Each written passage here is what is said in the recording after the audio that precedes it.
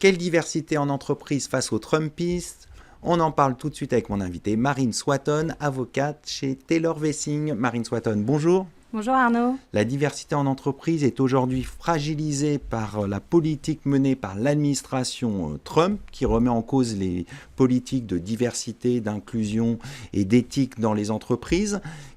Avant de s'interroger sur cette question et de voir tous les enjeux, qu'est-ce que la discrimination positive et comment cette notion est-elle appréciée dans l'ordre juridique interne français ?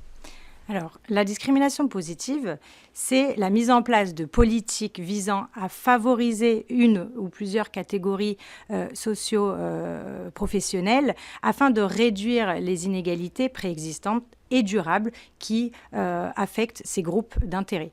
La question qui est intéressante, c'est comment est-ce que cette notion est appréhendée par chaque juridiction.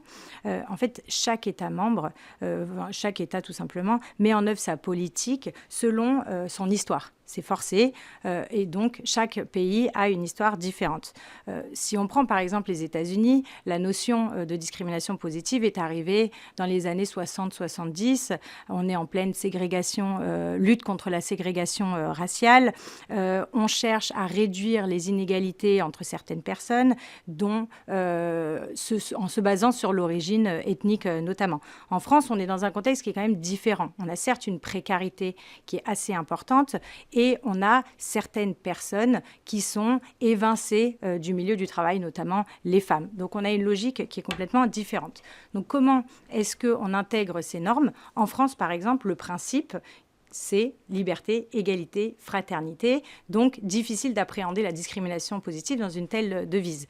De la même manière, la Constitution, article numéro 1, qui prévoit un principe d'égalité devant la loi et qui ne doit faire aucune distinction en fonction de l'origine, la race, la religion notamment. Donc, il est interdit de pouvoir mettre en place des normes qui viseraient à favoriser certaines catégories de personnes en fonction de leur origine ou encore de leur religion.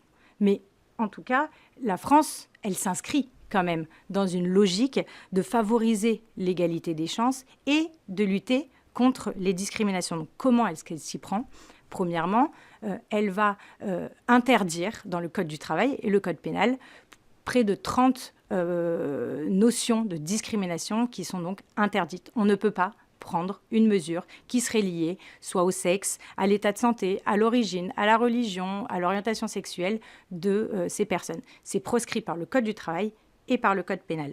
Deuxièmement, elle favorise les égalités. Notamment, on les connaît entre les hommes et les femmes, en mettant en place des politiques de rémunération équitables, en visant à ce que les femmes puissent aujourd'hui être membres des conseils d'administration, en faisant publier des index égalité hommes-femmes par les sociétés de plus de 50 salariés.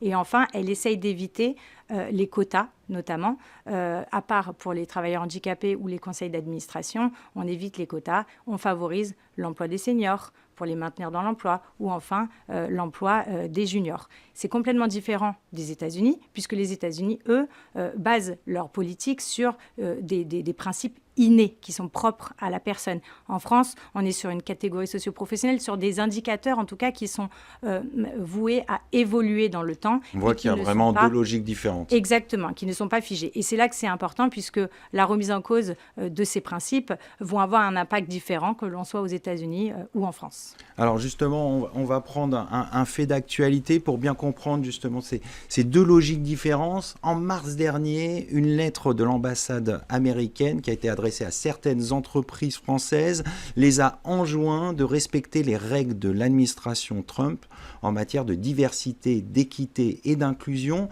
Concrètement, que dit précisément cette lettre et à qui s'adresse-t-elle ?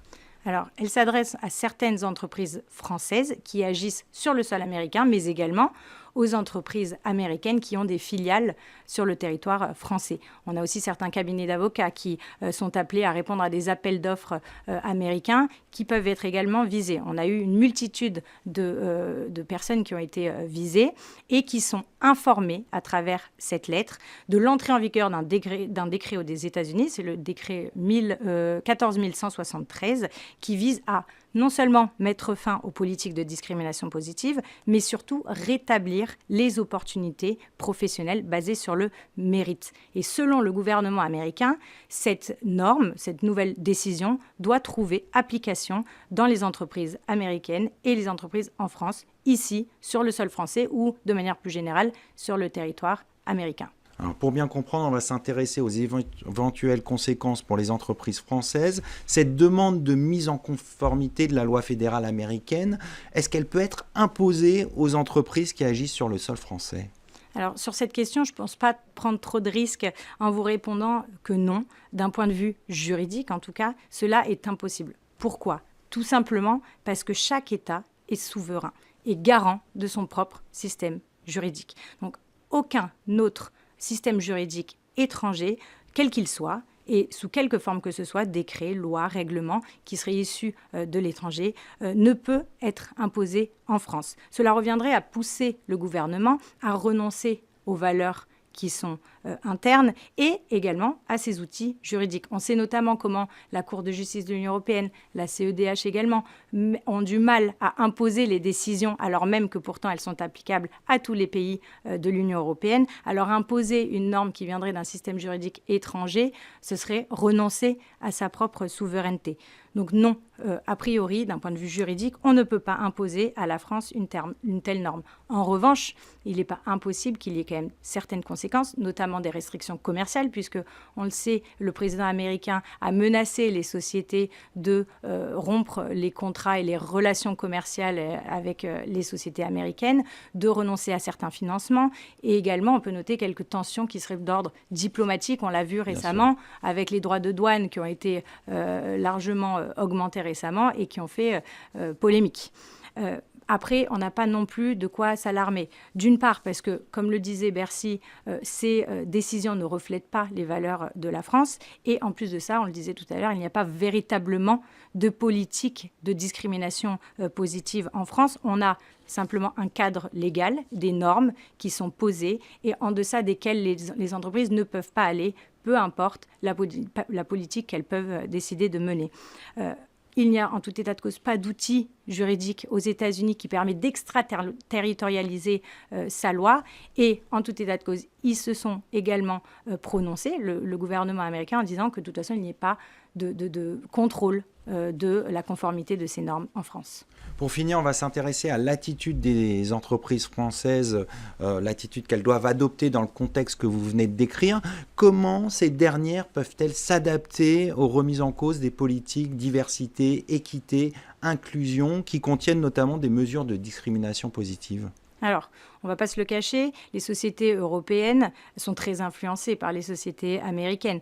Donc, tellement leur présence est importante sur le territoire français et européen.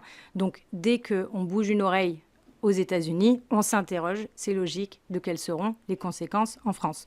Depuis février, déjà, on avait une remise en cause des politiques de diversité, équité et inclusion de la part du gouvernement et il y a eu une réponse assez importante de la plupart des groupes américains. Je pense notamment à Meta, Amazon, Google, McDonald's, ont en effet mis un stop à leur politique d'inclusion.